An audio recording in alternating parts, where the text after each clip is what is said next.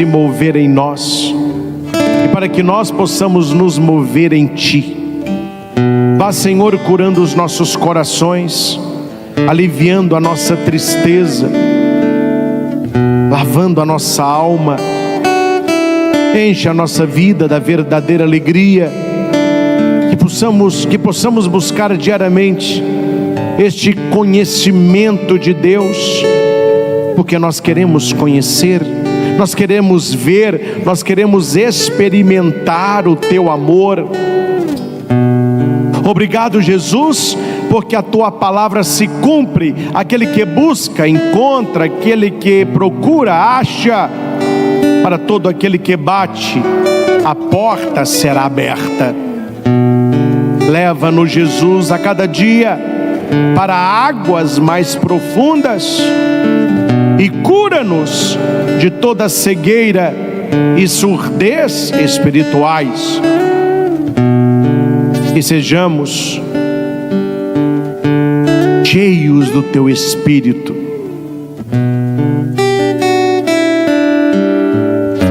possamos Te seguir, Te amar e Te testemunhar. Louvores e glórias a Ti, Jesus. Louvores e glórias a Ti. Em nome do Pai, e do Filho, e do Espírito Santo. Amém. Amém. Meus irmãos, o que fazer quando nós nos sentimos angustiados, preocupados, ansiosos, com medo? O que fazer quando maus pensamentos visitarem a nossa mente? Quando maus sentimentos visitarem o nosso coração? No Evangelho de hoje, Jesus nos ensina que o que valerá a pena nesta hora é o nosso conhecimento de Deus. É se estamos firmados em Deus ou não. Você conhece, certamente conhece, claro que conhece, a historinha dos 3 porquinhos e o lobo mau? Conhece? A gente poderia mudar o nome da história: os 3 católicos e o diabo mau. A mesma coisa. Mesma coisa. Deus diz para os seus, que simboliza os 3 porquinhos: construa a sua casa sobre pedra, porque a casa que é sobre areia, vem a chuva, vem o vento, ela cai. Aí tinham 3 porquinhos, né? Primeiro é o tal do católico relaxado, não reza nem a poder de Deus, né? Eu não vou gastar tempo rezando, não. Eu vou fazer uma coisa simples, mais rápido possível. Qual que é a casa mais rápido? É palha. Opa, aí eu gosto. Em poucas horas ele fez a casinha de palha. O segundo olhou e falou assim: não, aí é demais, né? Aí é pegar pesado, uma casa de palha. Fazer uma casinha de madeira, pelo menos madeira é mais fresco. Aí fez a casinha de madeira. Aí os outros 2 à tarde, já na porta da casinha, aí vinha um outro porquinho lá, cavando no chão. Você não vai fazer a sua casinha, não? Vou, mas tem que fazer um bom alicerce. Tá bom. No outro dia, tá o porquinho com o focinho, colocando as pedrinhas lá. Você não me diga, é isso? Você vai fazer uma casa de pedra? Mas que dificuldade, meu caro. Você vai ficar suado, cansado? Não, mas vou fazer de... não. Pelo menos ninguém aguenta isso não, me ajuda aí. Ele fez a de pedra. Poucos dias, estavam os 3 lá passeando. Um disse assim, um que reza mais, né? Gente, estou sentindo alguma coisa de mal no ar. Estou sentindo uma presença maléfica. Eles escutaram: corre! É o lobo. Aí o primeiro entrou na casinha de palha, o segundo de madeira, o terceiro na de pedra. Aí chegou o lobo com a Bíblia debaixo do braço. Essa você não esperava, né? O lobo conhece Bíblia. Olha, padre, conhece a tentação de Jesus? Ele ficou citando para Jesus o quê? Bíblia. Aí ele vai e abre a Bíblia num toquinho assim e fala: deixa eu ler a Bíblia, deixa o papai ler a Bíblia. Aí o lobo leu assim: aquele que edifica a sua casa sobre a pedra, sobre a areia, vêm as tempestades da vida, a chuva, o vento, a enchente, e a casa caiu. Então tá bom. Deixa eu pegar a sequência da Bíblia, que Bíblia não falha. Qual que é a primeira sequência? A chuva. Aí, vento. Ele olhou para a primeira, essa aqui vai no sopro. Num sopro só, meu caro, a casa caiu. O povo corre para um lado, corre para o outro. Foi pedir aconchego no segundo. O lobo diz: tá bom, deixa eu ir na Bíblia. Lá está falando. Vieram, os ventos deram contra a casa. Soprei e caiu mesmo. Aí foi na segunda de madeira. Não caiu. Vamos na Bíblia. Os ventos deram contra a casa. As enchentes, mudou. Enchente é embaixo. Então enchente é para tornar os fundamentos móveis, bambus. Aí o lobo foi, molhou a casa de madeira ao redor. Aquela casa ficou bamba, ele pegou a casa, tem uma sacudida, foi madeira caindo para tudo quanto foi lado. Os 2 porquinhos correram para o terceiro. Aí o lobo falou: agora não preciso nem ler a Bíblia não, que eu já sei. Essa aqui vem no sopro. Ele soprou. Nada. Segurou a casa de pedra e sacudiu. Nada. Então eu joguei na Bíblia. Os ventos deram contra a casa. Soprei. Caiu a primeira. A segunda não caiu. Mas as enchentes, tem o fundamento, sacudi. Terceiro, a chuva. Chuva cai do alto, é de cima para baixo. Ele olhou, viu uma chaminé. Ela não cai, mas eu vou descer pela chaminé. Aí o lobo começou a descer pelo chaminé. Só que um dos porquinhos era católico praticante. Ele estava fazendo a crisma. Ele disse para os amiguinhos dele: nós vamos vencer o mal com 3 símbolos do Espírito Santo. Ué, porquinho, quais são os 3 símbolos do Espírito Santo? É o fogo, a água e o óleo. Pentecostes, ele desceu em línguas de fogo. Deus nos unge com seu óleo. Ele quer nos dar água viva. Então ele colocou fogo na lareira, colocou um caldeirão, encheu de água e colocou óleo, que ele começou a ferver. Meu filho, quando o lobo desceu a chaminé, conta-se que o lobo está correndo até hoje. O que a história não contou foi o final, que os outros 2 pediram para esse: nos ajude a construir também uma casa de pedra. Meus irmãos, claro que é uma historinha para criança, mas o paralelo é com a nossa vida. Aquele que busca facilidade não alcança a santidade. E como que o ser humano gosta de uma fé fácil? Eu nunca vi tanta gente levantando no coração uma casinha de palha e de madeira, e Deus pedindo para levantar sobre a rocha, construir uma casa de rocha. Eu quero conhecer ao Senhor. A minha alma está perturbada, então eu preciso construir uma casa sólida. Quando vierem os problemas sobre mim, não importa o problema que venha, importa onde a minha casa está construída. Que problema todo mundo tem. Quem não tem problema na vida? Quem não enfrenta tristezas na vida? A palavra vai dizer que sobre as 2 casas vieram os mesmos problemas. O que construiu sobre a rocha, sobre a areia: vento, enchente, chuva. Uma caiu, a outra não. É preciso, meus irmãos, conhecer Jesus. É o pedido no Evangelho. Queremos ver Jesus. Ver é conhecer, entrar na intimidade. Claro que na língua portuguesa nós usamos muito o ver no sentido de ser apresentado. Conhecer no sentido de pegar nas mãos, falar o nome.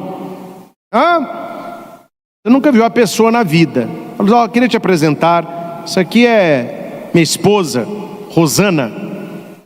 Prazer, Rosana, tudo bem? Padre Christian. Prazer, padre. Alegria, Rosaninha. Aí ela volta para a casa dela. O que ela vai dizer? Eu conheci o padre Shankar. Ela pegou na minha mão. Ela ouviu algumas palavras, mas ela não me conhece, não. Oi, padre. Quando é que a gente conhece alguém? Quando você come com esta pessoa um saco de sal. Você só conhece alguém quando você come um saco de sal com essa pessoa. Mas como assim? Veja na sua casa quanto tempo dura um saco de sal. Demora. Para conhecer o outro é um processo. Por isso que as pessoas sofrem tanto. Eu fico com muita pena. Não sou galinha não, mas eu tenho pena da nossa adolescência e juventude, procurando nas baladas da vida conhecer um amor. Aí fica com a menina aquela noite, chega em casa e diz: mãe, eu conheci o meu amor. Não conheceu nada, meu filho. Você está no começo.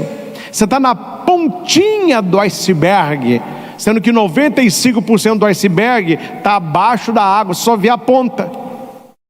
Eu quero conhecer Jesus. Eu quero ver Jesus. Não é um passe de mágica. Uma das minhas pregações que eu fazia lá no Instituto Hesed, com as irmãs, eu falava com o pessoal lá e quem estava nos acompanhando. Tem gente que confunde Jesus com a fada madrinha da Disney. Agora também até desvirtuar a fada madrinha, Mas o que é uma fada madrinha? Você precisa de alguma coisa, você pede para quem? Para a fada madrinha. Aí tinha lá a Cinderela, coitadinha, rapada. Aí ela queria ir no baile. Tinha nada. Ela ficou chorando no quarto. O que aparece para ela? A fada madrinha. Aí ela aparece com uma varinha de condão. Ela pergunta: o que você quer? Olha meu cabelo, coisa horrorosa. A fada madrinha: plink. O cabelo todo cacheado, bonito. Olha minha roupa, sou horrível. Plink. Vestido lindo. Meus dedinhos de fora. Plink. Sapatinho de cristal. Mas eu vou a pé? Não. Pega uma abóbora aí. Plink. Uma carruagem. Mas quem vai puxar essa carruagem? Aí pegou 2 ratinhos. Plink. 2 cavalos, mangalaga, machador. O pessoal fica vendo essas coisas e fala assim: nó, gente, eu não tenho fada madrinha não, mas eu tenho Jesus. A pessoa vai para a igreja achando que Jesus tem uma varinha de condão. Aí você pede assim: Jesus, dá minha conversão. Plink. Cura minha família. Plink. Libera meu marido do vício. Plink. Aí a coisa não acontece. O que a pessoa vai dizer? Realmente Jesus não me dá nada que eu peço. Eu estou rezando. Gente, o saco de sal demora. O processo com Deus não é instantâneo. Jesus não é fada madrinha. Jesus é redentor. Jesus é salvador. Quando você entra nesse processo de conversão, a graça ela vai acontecendo. Lembra dos 10 leprosos curados? A graça aconteceu enquanto eles caminhavam. É preciso caminhar, e é durante a sua caminhada que a graça acontece. Faça o que você pode e Deus fará o que você não pode. Se Deus ainda não está fazendo, é porque Ele sabe que você ainda pode. Eu vi uma corrida, claro, a pessoa não ganhou medalha, mas ela conquistou a corrida. Ela foi a grande campeã. Você já viu esse vídeo? Uma mulher está correndo não sei quantos quilômetros e ela está na linha final, mas ela está um bagaço. Parece que a mulher vai morrer. Ela vai correndo assim, de lado, e do lado dela os enfermeiros. Mas se os enfermeiros tocassem nela, ela não podia cruzar a linha, ela não podia ter ajuda não. Então faltando assim uns 25 metros, alguém já viu esse vídeo? Ela assim torta, caindo assim, ó, devagarinho, e eles com ela, vai, e ninguém tocou. A hora que ela passa a linha de chegada, ela desmaia, aí ela recebe todo o cuidado. Gente, Deus é mais ou menos isso. Enquanto você está conta de ir, Ele está do seu lado, vai, mais um passo, mais um pouquinho, avança mais, vai. A hora que Ele vê que você não dá conta, Ele fala, pronto, você foi até onde você dava conta, agora pode deixar comigo, eu assumo agora, eu cuido de você e eu cuido da sua situação. Não pare. Quando os gregos pedem, aqui nós temos, achei muito interessante a inteligência de João, né? Ele coloca aqui Filipe, André, Filipos, Andreas, Filipe, quem gosta de cavalo, Andréia, viril, corajoso, são nomes gregos. Eles vão dizer a Jesus, a pessoas que querem te ver, não é ver assim não, eu quero ver Jesus, pessoas que querem te conhecer, e para conhecer Jesus, leva um tempo, né? Vocês lembram daquele texto, porque a Bíblia fala da mesma coisa em várias passagens, quando alguém fala com Jesus assim, Senhor, onde moras? Lembra disso? Qual que é a resposta? Quem lê Bíblia aí? Jesus, onde moras? Isso, vinde ver. Não é ver a casa, é conhecer, é ficar com Ele, é partilhar com Ele a própria vida. É por isso que a primeira leitura vai dizer, eu serei o seu Deus e eles serão o meu povo, todos me conhecerão, ou seja, todos me verão. Meus irmãos, busquemos construir a nossa casa espiritual, por mais que demore, mas que seja de verdade. Por mais que demore, que agrade a Deus. O que adianta você ser rápido se você não tem constância? A gente conhece uma das fábulas famosas de Esopo, a lebre e a tartaruga, vocês conhecem? Isso aí a gente escuta lá no pré-primário. A lebre muito rápida, a tartaruga muito lenta. Mas qual a diferença da lebre e da tartaruga? A lebre, pá! Aí ela olhou e falou, mas como que eu vou passar na linha de chegada? Não tem ninguém para me ver, eu vou tirar uma soneca aqui, porque a hora que tiver todo mundo aqui, eu ganho. Ela dormiu, e a tartaruga devagarinho, a hora que a lebre vê, ela está na linha de chegada, ela ganhou a corrida. O que adianta ser a lebre durante a sua vida, se você correr a vida inteira, e no final você perder a salvação, você perder a alma? Adiantou de quê? É muito melhor você ser uma tartaruga, devagarinho, mas sempre, todo dia um passinho na conversão, todo dia rezar um pouquinho mais, fazer uma caridade, ser um pouquinho mais calmo, ajudar a sua família, é de pouquinho, ó, vai andando, e não pare. O que nos faz vencer não é a rapidez, é a constância, é todo dia, isso é conversão. Os 2 porquinhos lá da casa de palha e de madeira fizeram rápido e ficaram descansando. Quanto tempo não demoraria aqui no imaginário, né? Para um porquinho levantar uma casa de pedra. Mas depois que ele levantou, ninguém jogou no chão. A rapidez é inimiga da santidade. Nós devemos ter uma vida inserida no processo. Conversão é um processo. Jesus me chama para caminhar com Ele. Ele caminhou com os discípulos mais ou menos 1000 dias, 3 anos, então mais ou menos 1000 dias. Aí a gente fica com inveja, né? Alguém me dizia, padre, eu tenho uma inveja daqueles discípulos. E por que, meu filho? Porque eles andaram ao lado de Jesus. Bobagem que é essa? Eles andaram ao lado de Jesus. Você pode andar com Jesus no coração, na Eucaristia. Eles conviveram com Jesus 3 anos. Você pode conviver com Jesus a vida toda. Quer dizer, o negócio não é ontem, é agora. No Evangelho Jesus disse 3 vezes, é chegada a hora. Não é que a hora passou e não é que a hora virá. A hora é agora. Jesus, conversando com a samaritana, vai dizer, esta é a hora. Meu Pai procura nesta hora adoradores que o adorem em espírito e em verdade. Esta é a hora de Deus na nossa vida, é a hora de Deus na sua vida. Com o nosso canto, nós expomos o Santíssimo Sacramento, e olhando para Jesus, nós queremos dizer: do filho pródigo ou do pai misericordioso, tem lições que perpassam os séculos. De todas as histórias que Jesus contou, esta é certamente a mais famosa, a mais pintada, a mais cantada, a mais pregada, a mais lembrada, porque nós nos vemos na parábola, nós nos vemos como aquele filho que sai, mas aquele filho que volta, e a alegria do pai em receber, a alegria do pai em colocar túnica, anel, sandália, matou novilho gordo, aquele que estava morto, está vivo. Aquele que estava perdido foi encontrado.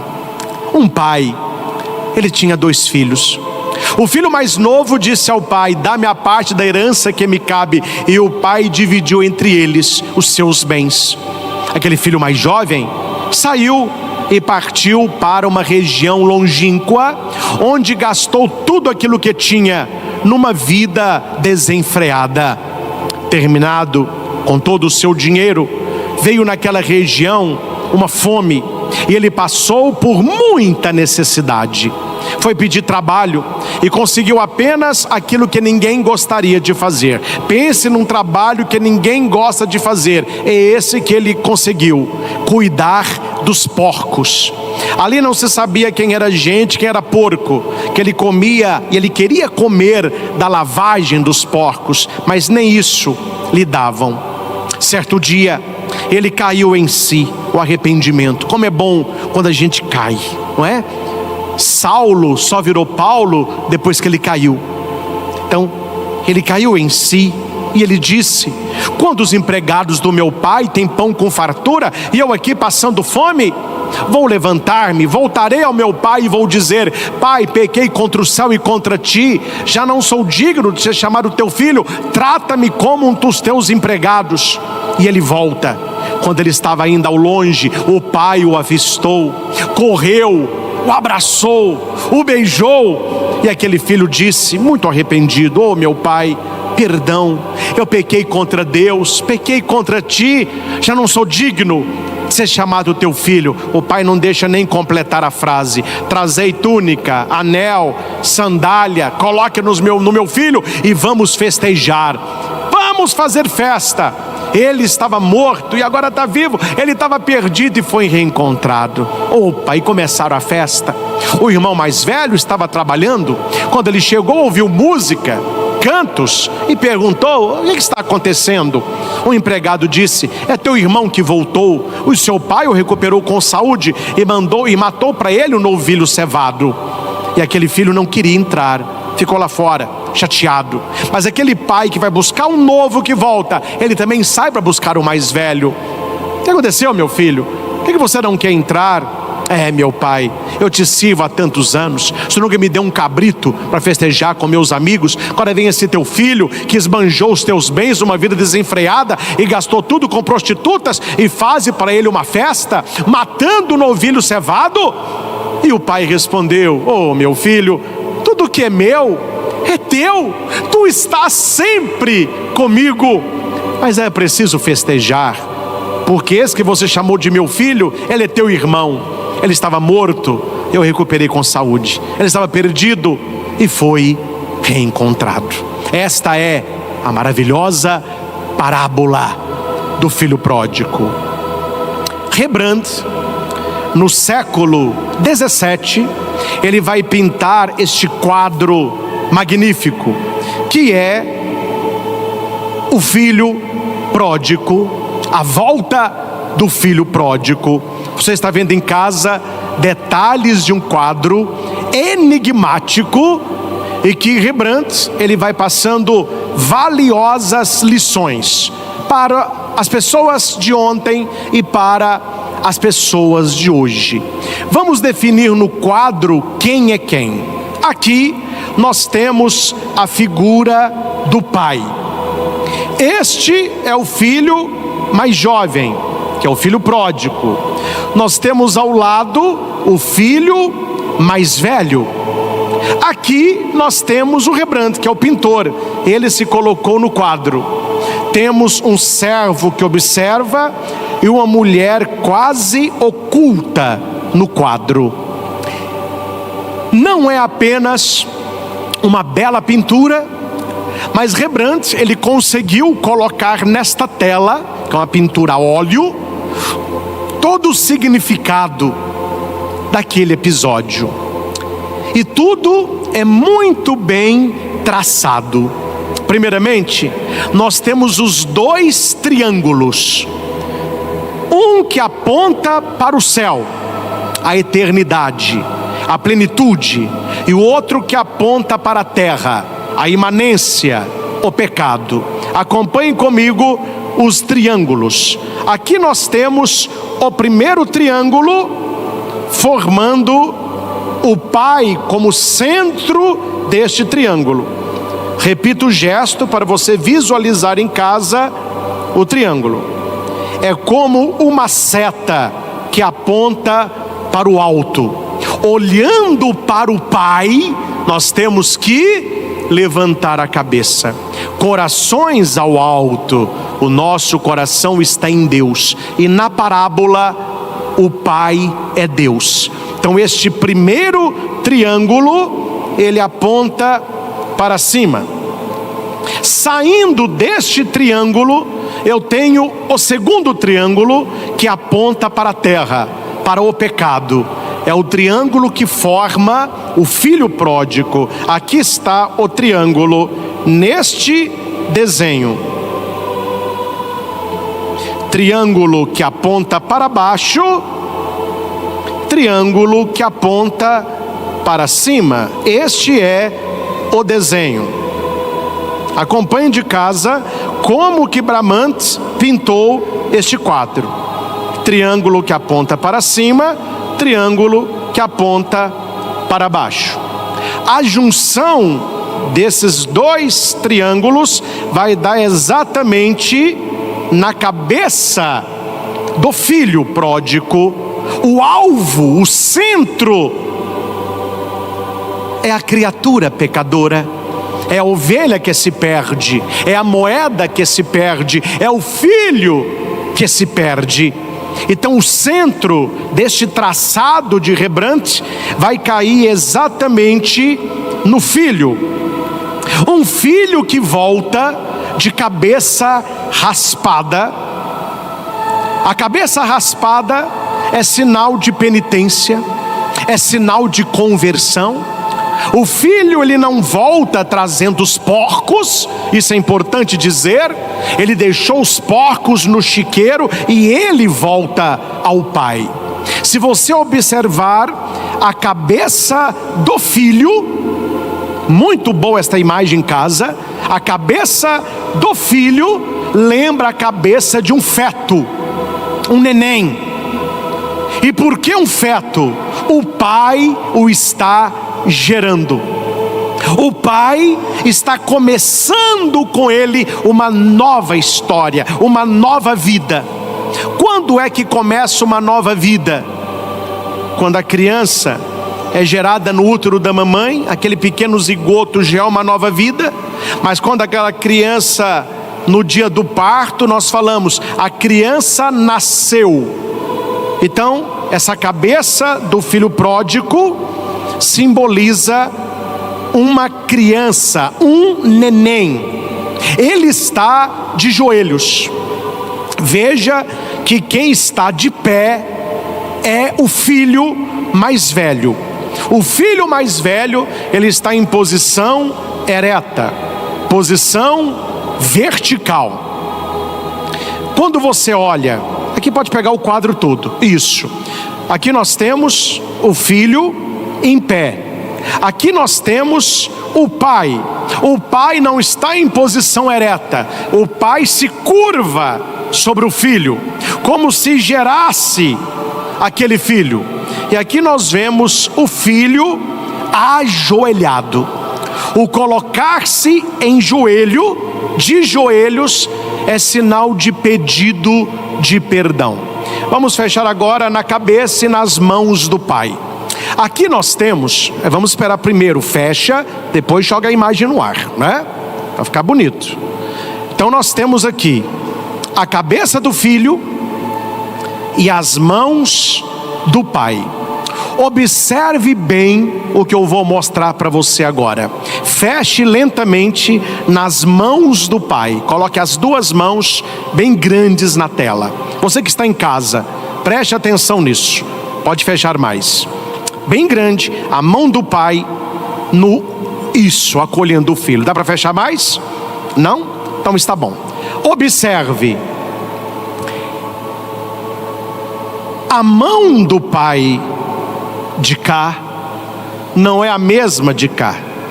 Esta mão, ela é masculina, é uma mão de homem, é a mão de um pai que acolhe, de um pai que refaz, um pai que oleiro, que molda.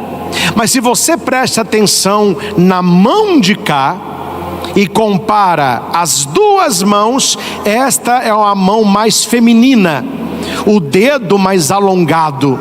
Significa que Deus nos ama também com amor de mãe. Lembre que quando o filho pródigo saiu de casa, o pai dividiu a herança, e não há na história a mãe. Não tem mãe na parábola, porque a parábola fala do pai. Mas quando o pai acolhe o filho, ele o acolhe com mão de pai, mas com atitude de mãe. A Bíblia diz que não há amor mais parecido com o amor de Deus que o amor de mãe. Pode a mãe esquecer o seu filho, pode a mulher esquecer aquele que ela gerou no útero, ainda que isso aconteça, eu não te esqueceria jamais, vai dizer Deus. Então o Rembrandt, ele consegue, nesta nova gestação, o amor paterno e o amor materno. Veja que o filho, ele traz na cintura uma corda amarrada. Ele não está com uma túnica solta. A túnica solta, chamada de túnica talar, é a túnica do filho. É a túnica do filho. E este laço que aparece na túnica do filho, exatamente esse, mostra uma disposição ao caminho, uma disposição para ter um coração indiviso. O cinto, a caminhada, o cingir-se. O padre, ele também celebra a missa com a túnica amarrada. Hoje, com a cor litúrgica, aqui está, é o símbolo. Este símbolo significa este coração indiviso entregue a Deus, alguém que vive o celibato, que entregou a sua vida ao Senhor. Então quando o filho pródigo, ele aparece com esse cinto, significa alguém que está disposto a começar de novo, a não sair de novo, a permanecer e a ter com o Pai um longo caminho. Vamos olhar os pés do filho pródigo. Rembrandt foi muito sábio quando pintou aqui da seguinte maneira: note que um pé está descalço e a sandália do lado, o outro pé está calçado. O pé descalço, Rembrandt vai dizer que é a humanidade decaída, a humanidade que cai no pecado e que perde a dignidade de filho, que naquela época só andava calçado o filho, dentro de casa só andava calçado o herdeiro, e aqui no pé descalço é como se ele perdesse a herança, é como se o ser humano perdesse a salvação. Mas no caminho de volta a Deus, ele está com outro pé calçado.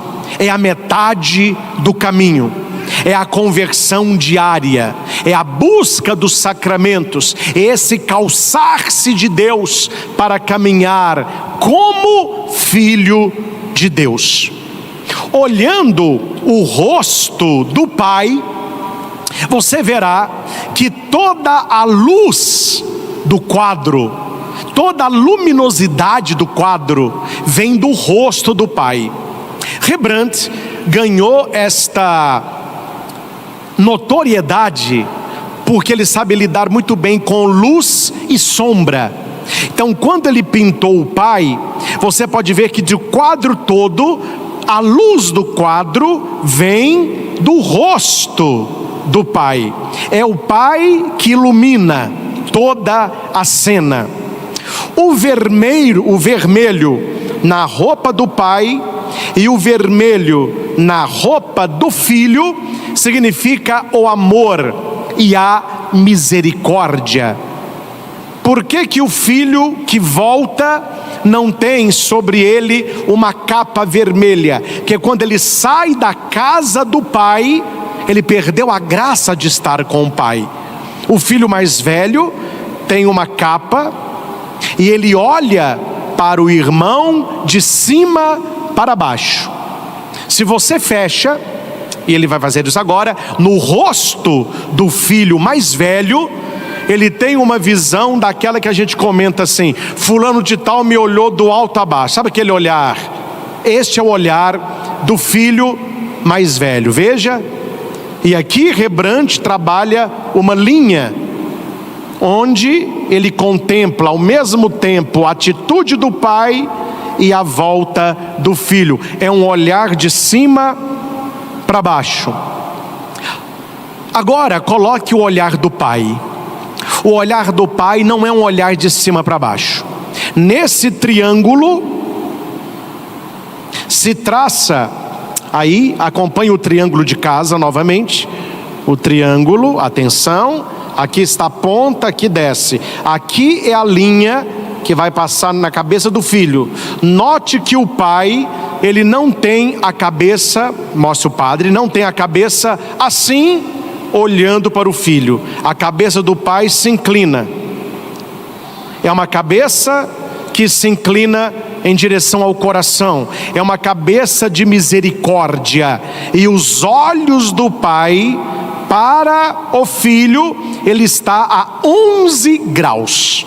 Não é um olhar direto de condenação, é um olhar de misericórdia. Claro que eu penso ser difícil, não sei se conseguiria fechar ainda mais no rosto do pai, mas um olho do pai se dirige ao filho, o outro olho do pai está fora do quadro. Dá para você ver em casa, dá. Olha aqui, ó. Um olho do pai se dirige ao filho, o outro olho do pai se dirige para fora do quadro. O pai está olhando para quem? Para mim e para você que está em casa agora, que está contemplando esta pintura. Nós somos hoje este filho pródigo. Nós somos aquele que devemos estar ajoelhados aos pés do Senhor, muitas vezes com um pé descalço, mas com o outro disposto a recomeçar. Claro que aos olhares, aqui vários olhares estão no quadro, olhando para este filho que retorna. Pode abrir tudo aqui agora. Aqui está uma explicação, também um pouco resumida, do quadro do filho pródigo ou do pai misericordioso. Olhando para este quadro, eu sou chamado a me colocar como este filho que é gerado novamente no amor do pai, no carinho da mãe, disposto a caminhar, recomeçando uma vida, assumindo o batismo, a confissão, a Eucaristia. Quando fala que o filho caiu em si e diz: pai, eu pequei, é o sacramento da confissão. Quando diz que ele recebeu túnica, é a túnica batismal, o sacramento do batismo. O novilho gordo é o Cordeiro de Deus, a Eucaristia. A sabedoria do pai mais velho, que aponta para as coisas do alto. O filho que volta arrependido porque se deixou levar pelas coisas da terra. Se você une os 4 pontos, nós temos uma cruz, a cruz da redenção, e a junção da cruz é exatamente na cabeça, ou seja, o centro da nossa vida, da nossa mente, deve ser sempre buscando as coisas do alto. E se porventura neste quadro nós formos o filho mais velho, que possamos nos alegrar com a alegria do Pai. Não é apenas o filho do Pai que volta, é também o meu irmão. Que esta bela pintura nos ajude neste domingo da alegria a voltar a Deus. Sempre que nós voltamos a Deus tem festa, tem banquete, tem cordeiro gordo, porque há mais alegria no céu por um pecador que se converta do que por 99 justos que não precisam de conversão. Então nós precisamos saber que a nossa luta não é contra a nossa família, mas é contra os 3 inimigos da nossa casa. Vamos ao primeiro, repita comigo: materialismo. Materialismo. De novo. Materialismo. Pergunta para quem está do seu lado: você é uma pessoa materialista? Você é uma pessoa materialista? Mateus 6:21, onde está o teu tesouro? O que é uma pessoa materialista? Quando o tesouro dela são as coisas e não as pessoas. Então note, você pode ter o seu conforto, você pode ter o teu carro, você pode ter a tua casa, mas o seu coração não pode estar aí. Seu coração tem que pertencer a Deus e tem que repousar no coração daquelas pessoas que você ama. Eu já atendi uma mulher quando eu era padre lá em Nossa Senhora Aparecida. Vocês vão ficar espantados com o exemplo, e é verdade. E se não for verdade, que essa igreja caia daqui para frente.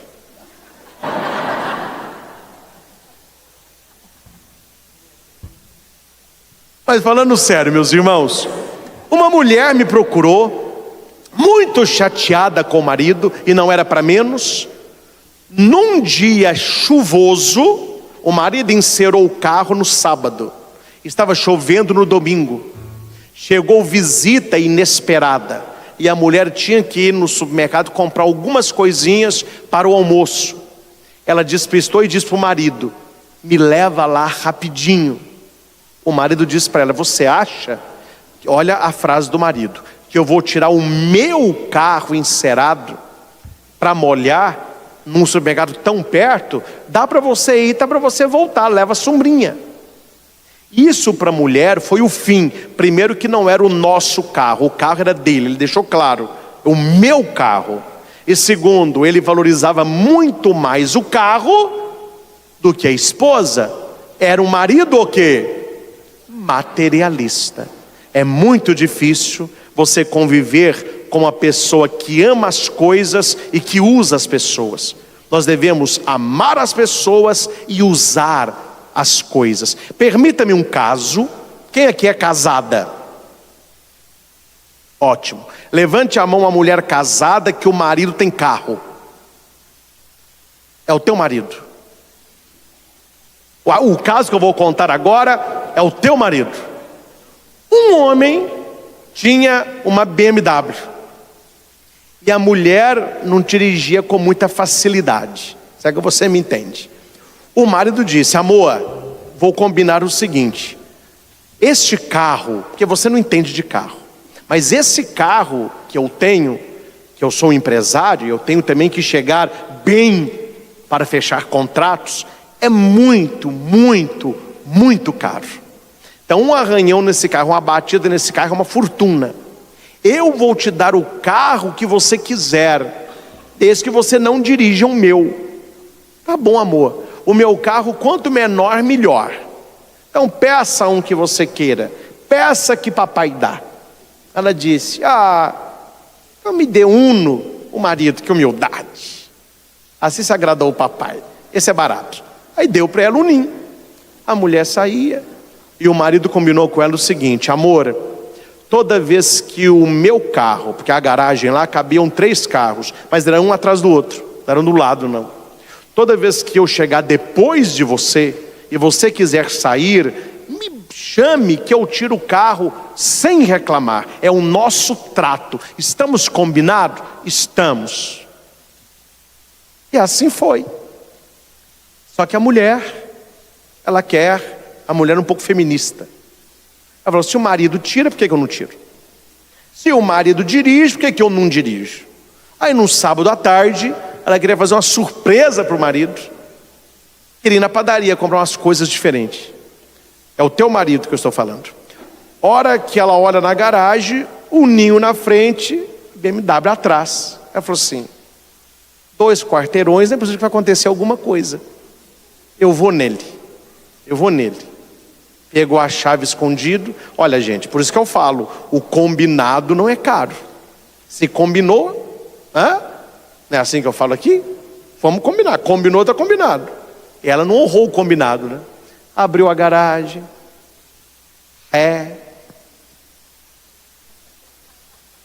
Saiu. Todo mundo olhando, falou: essa mulher tem bala na agulha, hein? Uma BMW, meu Deus. Ela foi devagarinho. A hora que estava chegando na padaria, ela viu o sinal, estava amarelo. Ela falou assim: dá tempo. Só que ela estava devagarinho. A hora que o sinal fica vermelho, ela continua. Aí vem um cara de bicicleta. O cara via aquele carro, assusta, grita.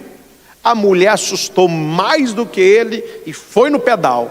Só que ela foi no pedal achando que era o freio, era o acelerador. O carro saiu cantando o pneu, ela perdeu o controle. O carro vai e bate de frente no poste. Mas abraçou o poste. Aí saiu fumaça, óleo, aquela confusão toda. A mulher: meu Deus. Aí veio: calma. Fique calma. Não estou calma, fique calma. A senhora não está sangrando? A senhora não teve um arranhão? Falou: meu filho, que eu tivesse quebrado o fêmur. O carro que não pode arranhar. Eu que se estrepe. Olha o que eu fiz com o carro. E todo mundo: isso não é um carro, minha senhora, é uma BMW. Exatamente. Ele vai me matar. Começou a passar mal. Aí foi chegando policial, né? Madame, calma. Meu Deus. Ela falou: madame, Deus ajuda a senhora. Carro caro assim, geralmente tem seguro. Então vamos olhar aqui no painel, porque se tiver seguro a gente já aciona. Ele já vem, já leva o carro. A senhora vai dar só a notícia. Seu marido não vai ver o carro. O senhor acha que ele vai achar ruim? Falei: olha,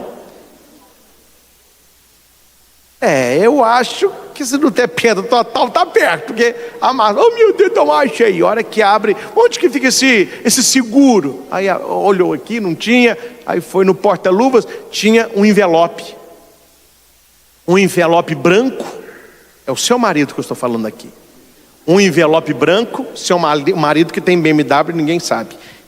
Um laço vermelho, escrito: para a minha mulher. Ela olhou e falou assim: olha, e além de tudo, uma surpresa. Deve ser para o meu aniversário. Mas o que é isso? É porque eu sou a mulher do cara. Deve ser que ele escondeu aqui. Não estou vendo seguro não, mas olha o que está nesse envelope aí. Ela vai e abre, tira a carta. Está escrito assim: meu amor, se você está lendo essa carta, é porque você saiu no meu carro.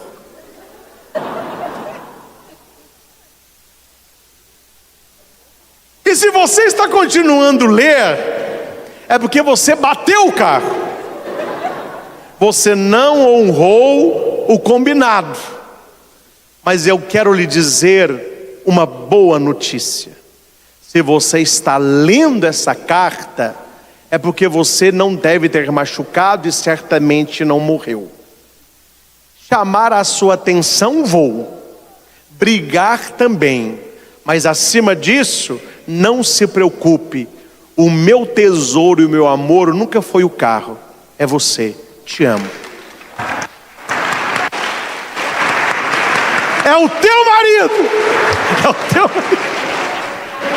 É uma história, né, gente? Mas a pergunta é: se fosse real, seria assim? Entendem? Se fosse no carro, a sua irmã, o seu irmão, Seria assim? Então veja, meus irmãos, que a gente falar que não é materialista é muito fácil, até que vem um exemplo acabando com aquilo que é material. A prosperidade tem enganado muitas famílias. Há tempos atrás, as pessoas se casavam com pouco ou quase nada. Para quem já é casado aí há mais de 30 anos, estou mentindo, sim ou não? Não casava com quase nada. Eu conheço famílias aqui em Divinópolis que quando eles se casaram não tinha nem cama de casal, colchão no chão, não tinha geladeira, caixa de isopor com gelo, eles compravam gelo, punha na caixa, não tinha um carro, era busão. Depois os dois juntos eles iam crescendo. Como que está acontecendo os casamentos hoje? Eles já casam com apartamento, os dois têm carro, têm trabalho que recebe bem, e aqueles casais lá atrás, na Pindaíba, 10, 20, 30, 50 anos de casados. E casais que casam com tudo, 1, 2, 3 anos, não estamos dando certo não. Vamos para a casa de mamãe. Cuidado quando você acha que tendo o material você já tem a felicidade. Não, o casamento dos meus filhos tem tudo para dar certo, padre. Por quê? Porque férias deles vai ser no Caribe, lua de mel vai ser em Cancún. Os dois ganharam um apartamento. Eu falei, não, você está falando só de material, meu filho. Onde que está o cerne do matrimônio? Estão entendendo que falar que não é materialista é fácil, mas na prática é o que rege? É o que rege. Quando só um exemplo de leve, lembra daquela mulher, a Nardone, que matou os pais? O que eu mais ouvi naquela época: ué, por que essa menina não matou os pais? Ela tinha tudo. O que é o tudo que ela tinha? Material. E tem muitos pais que acham que para os filhos, se dê tudo de material, já deu tudo. Ô mulher, o que você está reclamando? Você está reclamando de barriga cheia. Você tem Netflix, você tem televisão de 114 polegadas, você tem frigobar no quarto com uísque importado, os vestidos que você quer eu compro, os sapatos que você deseja eu adquiro. Você está reclamando de quê? Porque na cabeça do caro, se você tem o material, você tem tudo. Ela não está querendo o material, ela está querendo o cara. Quantos pais e mães, para suprir a ausência da vida dos filhos, só compram coisas caras? Telefone. Eu até estava lendo que as crianças, cuidado com isso, viu? Não sou eu que falei, não é a ciência. Procure no Google. Crianças que mexem no celular muito cedo estão ficando com QI menor que as outras, viu? O dia que o seu filhinho lá, sua filhinha, estiver lá na escola, lá na frente, você vai ver que ela não vai ser a primeira da classe, não. Vou falar que vai ser a última, não. Talvez seja, né? Do jeito que está. Um dia tinha uma menina no colo da mãe. Aí a mãe falou: padre, vem ver minha menina. Gracinha. Vem bem. Está querendo falar. Não, já está falando. Está falando. Fala bem, fala. É mamãe? Não, não é mamãe. Fala de novo. Papai não vai ser também. O que eu não estou entendendo? Não, padre, presta atenção que o senhor vai entender. Pede para o padre, o que você quer? A mãozinha. Não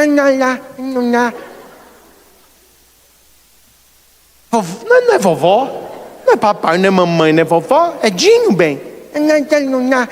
Estou entendendo, o que é? Não, é celular? Misericórdia, papai. Gente, materialismo. Por que muitas crianças de cedinho estão com o celular ou o tablet na mão? Posso falar a verdade, sim ou não? Posso? Porque dá sossego. Dá sossego. E os pais não querem brincar. As pessoas não têm tempo para criança mais. E para estar com criança tem que ter... Eu estou falando que eu tenho 2 sobrinhos. E não é pouco tempo. Eles querem todo o tempo. Aí a pessoa não quer. Então o que eles fazem? Fica mexendo aí, ó. É um pecado. Está ensinando a criança que? Materialista. Crianças pequenininhas com iPhone, já fazendo selfie, fazendo boca, igual a mãe. A ausência do coração sobra naquilo que é material. Os pais não devem pensar que dar tudo o que o filho pedir significa uma boa criação. O não também ensina, o depois também ensina, o agora não também ensina. Se você quer saber, e aqui eu estou lendo um estudo, para você saber o nível de educação e maturidade de uma criança de 3 anos, negue o que ela quer. A reação dela verá se ela é educada ou se ela está totalmente perdida na educação. Isso aprende em casa. Isso aprende em casa. Eu já vi isso com muitas crianças. Olha, agora não. Espera. Hoje não. Eu não é puxando para o meu lado, não. Mas eu fico encantado com o modo que o Samuel, meu irmão, e a Carol educam o Marcos. Agora está educando a pequenininha também. Marcos ontem estava com diarreia, fazendo muito cocô. Então muita coisa ele não podia comer. E eu não sabia que ele estava com diarreia. Ninguém me falou nada. Aí eu ia fazer mousse de maracujá. Comprei a garrafinha de maracujá, comprei o leite condensado. Ele adora. Aí eu falei assim: Marcos, vem cá com o Dinho. Que Dinho? Vamos fazer mousse de maracujá. Aí ele, ó, que delícia. A mãe dele: não, pode não. Ele está com diarreia. Eu falei: ih, Marcos, não pode fazer. Ele fez assim, ó: não pode, né, Dinho? Eu falei: ó, então nós vamos guardar o suco, vamos guardar o leite condensado. Na outra semana o Dinho faz. Vamos guardar aqui, ó, eu e você. Natural, sem choro, sem grito, sem birra. À noite, compramos um sanduíche para quem quis. Ele adora sanduíche. Só agora eu estou comprando um maior, porque é meio meu e meio dele, né? A mãe fala: você vai comer comigo? Ele: não. O meu irmão: é com o papai? Não. Com quem? Com o Dinho. Quem é o Dinho? Aí ele vem. Então uma mordida para ele, uma para mim. E agora está comendo, viu? O menino é pequenininho, mas está comendo. Não comeu o sanduíche. Pega o Ramon daqui, minha mãe. Pergunte se bateu o pé, se chorou, se gritou, se teve que prometer. Não, bem, eu vou te dar sorvete. Não, não é não. E o menino sabe o que é não. Aí eu falei: ó, carne pode. O meu irmão: pode dar. Frango pode, o resto não. Ele não pediu a morder nenhuma vez.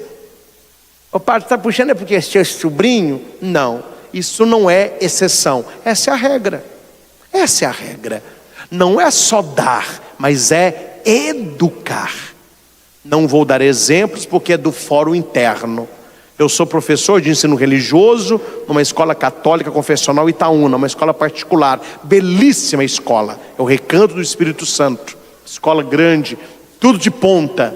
Lá eles trabalham a educação integral, não materialista, mas afetiva. Não é não e é não. Eu vou contar o exemplo, porque vocês não sabem quem são os pais, e eu posso contar que eu também não sei quem é a mãe. Eu sei do caso, mas eu não sei de quem. Os alunos lá fazem festinha de aniversário. E tem uma norma na escola que não se pode dar presente. Por quê? Porque se alguém der presente para um, tem que estar para a sala toda. E eu não sou amiguinho da sala toda, então eu não dou para ninguém, para não ter ninguém humilhado na sala. Pode estar no aniversário, mas na escola não se leva o presentinho. A mãe pode mandar o bolo, o salgadinho, e tem a festinha. Então fiquei sabendo na sala dos professores que houve uma festinha dessa. Crianças pequeninas. Levou o bolo, foi cantar parabéns. Aí tinha uma menina meio cheia de vontade, sabe? Aí a menina lá, eu vou soprar a vela. Professora, não, você não vai soprar a vela, não é o seu aniversário. Eu vou soprar assim. Vamos ver se vai soprar, vamos lá. Aí cantou os parabéns, na hora que a menina foi soprar, a professora pôs a pasta, aniversariante, soprou. A menina, agora sou eu. Não, o dia que for o seu aniversário, nós vamos soprar a velinha. Não é o seu aniversário, é aniversário da sua coleguinha. O parabéns é para ela, a homenagem é para ela, não é para você. Tem dia que é para você, tem dia que não é. E hoje não será. Fez um escarcéu. Estão sentados, então? A menina chega em casa. Mãe, teve aniversário. A tia não deixou eu soprar a vela do bolo. No outro dia, o que é que chega na escola? O bolo. Com a vela. E com o bilhete da mãe. Favor cantar parabéns para minha filha soprar a vela. A professora devolveu o bolo. Falou, não vai cantar. Não vai cantar. Vai cantar no dia do aniversário dela. Se você não educa em casa, na escola nós vamos educar.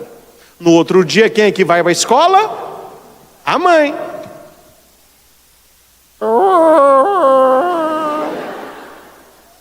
A diretora, manda para cá.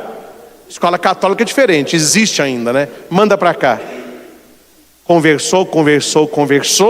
Final da história. Na nossa escola, a educação é essa. Queremos propor para sua filha o melhor. Se vocês não estão gostando, há outras escolas Itaúna. Quer dizer, quer tirar, tire. Nós não vamos fazer vontade do seu filho aqui. Nós vamos educar o seu filho. A mãe o pai falou assim, é isso que eu quero. Que essa menina não tem limite nenhum. Aí depois veio o fruto. Eles saíram, e sua mãe testemunhou numa reunião. Eles saíram, não estava na reunião, chegou na sala dos professores, eles saíram e não ia ter sobremesa, porque alguém da família não podia comer, então ninguém ia comer. Pela primeira vez o pai falou com ela, olha, é só o sal, não tem doce. Ela falou assim, também não queria, continuou comendo sal. A mãe falou, ela só aceitou este não depois do não do bolo. Vocês estão entendendo, meus irmãos, que é uma coisa simples, mas que você vai ensinando a criança que o valor é o material e não é o material. O não hoje, o não agora, o não para você, isso é educativo. Muitos pais gastam